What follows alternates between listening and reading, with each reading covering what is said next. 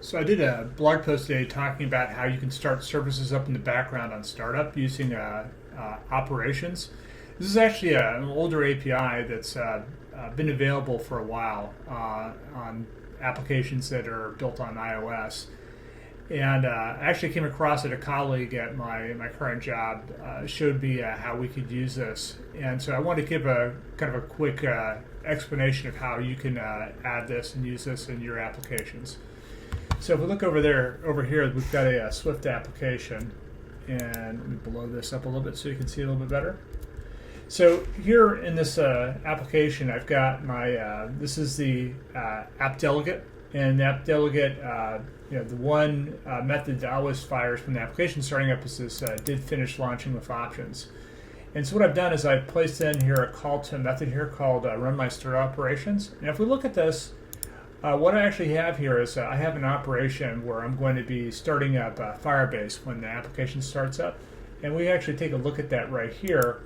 We have this Firebase setup operation. And all this does is just fires off the Firebase app.configure, right? Pretty simple. And if we come back here to delegate, this will create an operation and it'll run that essentially on a background thread. So it doesn't do anything to block the user from being able to start using the application. So what I want to do is I have another operation here that I want to add in here. So I create an operation here called log operation to let me know that everything has started up in the application. And I can add this in here very easily. I can come in here and I can create a new operation. I can say let log operation equal to log operation instantiation. So now we've got this. And if I want to set this up so that I'm adding it here, what I can do is I can just say add operations, plural, and now this actually expects an array of operations. And there's also an additional parameter here called wait until finished. I'm going to say false. We don't need to wait for that to finish.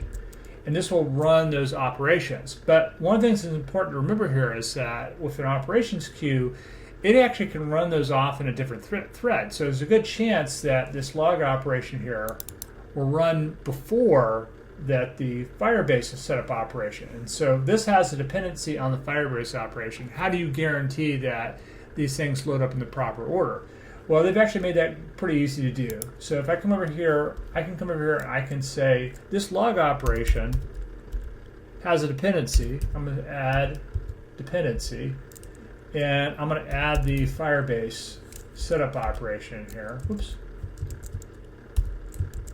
And so now we've added that as a dependency here. So now when this goes to run, this will run, and not only will we can guarantee that the Firebase setup operation runs, the log operation it will run after it. And so that is just a quick explanation of how you can use operations to run things, to kind of configure things on startup without having it bog the user down. So if you like this video, please give me a thumbs up. If you don't like it, you can give it a thumbs down, but I prefer you give me a thumbs up. And subscribe to my channel, and I can make more videos like this. Have a good day. So I just did a blog post today about how you can use operations in the background of your iOS application to load things at startup. And one of the things that's I have to start over.